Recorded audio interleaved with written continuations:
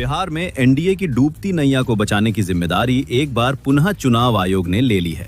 जी हां, 22 वर्ष के बाद चुनाव आयोग राज्य में मतदाता सूची गहन पुनरीक्षण नामक नौटंकी चलाएगा। अगले 1 माह तक चलने वाली इस नौटंकी का असली उद्देश्य युवाओं, दलितों, पिछड़ों एवं अल्पसंख्यकों को मतदाता सूची से बाहर कर भाजपा एवं एनडीए को चुनावी फायदा पहुंचाना है, जो काम चुनाव आयोग महाराष्ट्र, हरियाणा, दिल्ली में सफलतापूर्वक कर चुका है।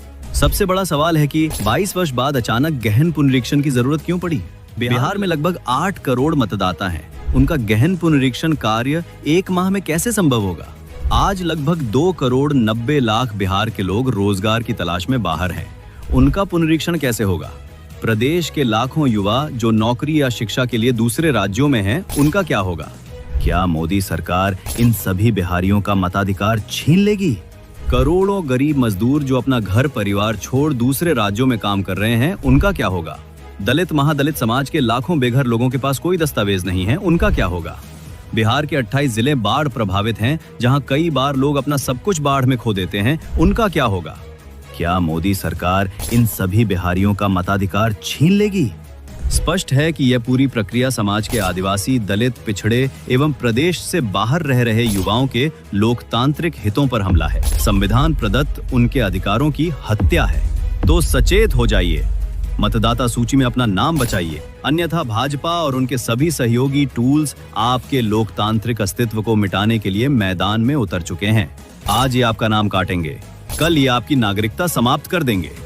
सावधान बिहार, महाराष्ट्र वाला गेम हो चुका है तैयार। नरेंद्र मोदी अब बिहारियों के खिलाफ बड़ा षड्यंत्र रच रहे हैं और इस बार हमला सीधा आपके वोट के अधिकार पर है। जी हां, आपने ठीक सुना, मोदी जी के चुनाव आयोग ने गरीब, मजदूर और अपने राज्यों से बाहर काम की तलाश में गए बिहारियों के खिलाफ पूरी बिसात बिछा दी है। कागज दिखाने की जो नई जुगत है, असल में वोटर लिस्ट से लोगों को बाहर करने की कवायद है। पहले समझ लीजिए, वोटर लिस्ट में 3 तरह के रिव्यू होते हैं: रूटीन रिव्यू, समरी रिव्यू और special intensive review. Routine review क्या होता है? ये 365 दिन साल में चलता है। एग्जिस्टिंग वोटर लिस्ट में फेरबदल की जाती है, एडिशन डिलीशन होता रहता है, ये पूरे वक्त चलता रहता है। फिर होता है समरी रिव्यू। ये वोटर लिस्ट को बेस बनाकर कुछ वक्त के लिए, स्पेसिफाइड पीरियड के लिए साल में 1 बार होता है, अमूमन चुनावों से पहले होता है। और फिर आता है स्पेशल इंटेंसिव रिव्यू, जो कि मौजूदा वोटर लिस्ट को हटाकर नई वोटर लिस्ट को नए सिरे से बनाने की कार्रवाई होती है। बिहार में 22 साल बाद चुनाव से सिर्फ 2 महीने पहले स्पेशल इंटेंसिव रिव्यू किया जा रहा है। पिछली बार जब यह 2003 में हुआ था, तब इसमें 2 साल लगे थे। अब दावा किया जा रहा है कि यह 1 महीने में ही हो जाएगा। अब यह कैसे संभव है, इसका जवाब चुनाव आयोग या मोदी जी दे सकते हैं। तो स्पेशल इंटेंसिव रिव्यू में होगा क्या, यह भी समझना जरूरी है। अगर आपका 2003 की वोटर लिस्ट में नाम था, तो वो नई लिस्ट में स्थापित हो जाएगा, इसमें कोई इशू नहीं है। लेकिन अगर 1987 से पहले आपका जन्म हुआ था, तो आपको अपने जन्म और जन्म स्थान का सर्टिफिकेट लगाना होगा। लेकिन अगर आपका जन्म 87 से 2004 के बीच में हुआ, तो आपको अपने माता या पिता में से एक का जन्म और जन्म स्थान का प्रमाण पत्र लगाना होगा। 2004 के बाद अगर आपका जन्म हुआ है, तो आपको अपने दोनों माता पिता का जन्म और जन्म स्थान का प्रमाण पत्र लगाना होगा। अब सवाल यह, इसमें कौन सी बड़ी बात है? तो पहले समझिए, प्रमाण पत्र मान्य कौन से हैं? बर्थ सर्टिफिकेट मतलब जन्म प्रमाण पत्र, जाति प्रमाण पत्र और स्कूल छोड़ने का प्रमाण पत्र, जो स्कूल लीविंग सर्टिफिकेट कहा जाता है। कौन से प्रमाण पत्र आपके मां बाप के लिए मान्य नहीं है? आधार और वोटर आईडी कार्ड। अब इसी से बहुत सारे ज्वलंत सवाल खड़े होते हैं। 3 महीने पहले ही बिहार में समरी रिव्यू हुआ था, तो उस समय स्पेशल इंटेंसिव रिव्यू की बात क्यों नहीं की गई? दूसरा सवाल, नए चुनाव आयोग ने बोला था अभी 1 महीने पहले कि उन्होंने 4000 कंसल्टेशन किए, तो उनमें से एक में भी स्पेशल इंटेंसिव रिव्यू पर चर्चा क्यों नहीं की गई? तीसरा बड़ा सवाल, इतना बड़ा कदम उठाने से पहले चुनाव आयोग ने राजनीतिक दलों से विचार विमर्श क्यों नहीं किया? ये सबसे बड़े स्टेक होल्डर्स होते हैं, ये चर्चा क्यों नहीं की गई? चौथा सवाल, ये जो स्पेशल इंटेंसिव रिव्यू है, ये किसकी मांग पर किया जा रहा है? कहां से डिमांड आई है ये होने की? पांचवा सवाल, 22 साल बाद एकाएक निर्णय क्यों लिया गया और शुरुआत बिहार से क्यों की जा रही है, जहां पर कुछ ही महीनों में चुनाव होने हैं?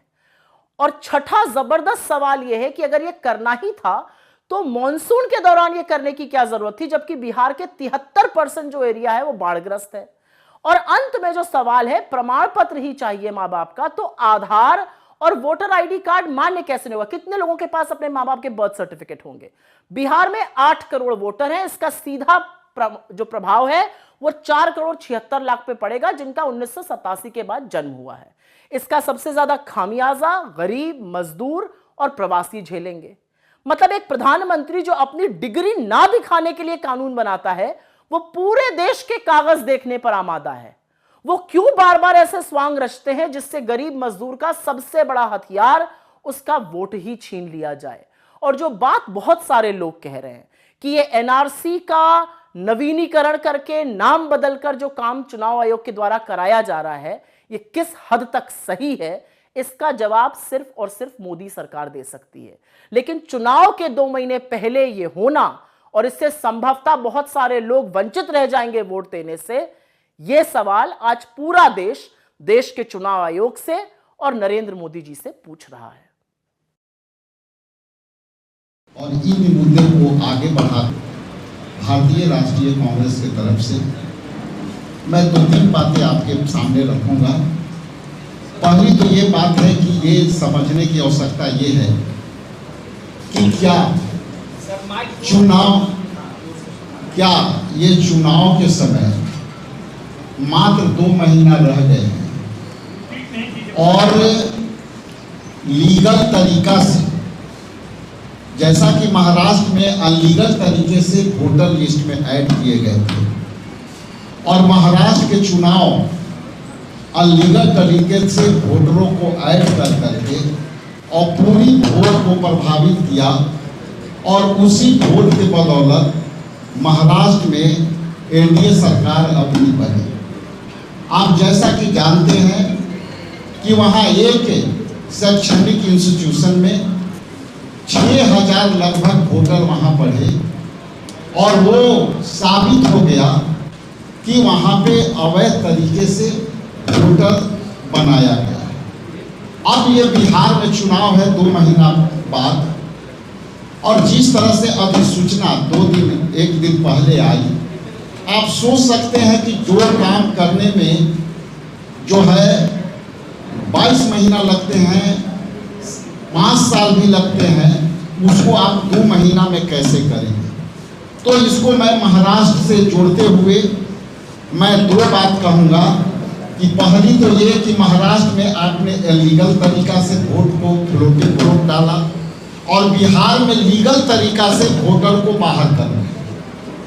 विस्तार से हमारे तेजस्वी जी ने कहा, तो यहाँ लीगल तरीका से आप हमारे वोटरों को, जो उनको लोकतंत्र में दिए अधिकारों को आप जो है वंचित करने का जो साजिश किया है, इंडिया गठबंधन के तमाम साथी हम जो है इसका प्रतिकार करते हैं, विरोध करते हैं। और ये संविधान के विरोध जो काम है वो इलेक्शन कमीशन जो है ये केंद्र सरकार के दबाव में जैसा कि काम करते आया है, ये वही तरीका है जिस तरह से सारे इंस्टीट्यूशन को एनडीए में समर्थित केंद्र सरकार इसको अवैध तरीका से जो है कामें कराने का काम करती है।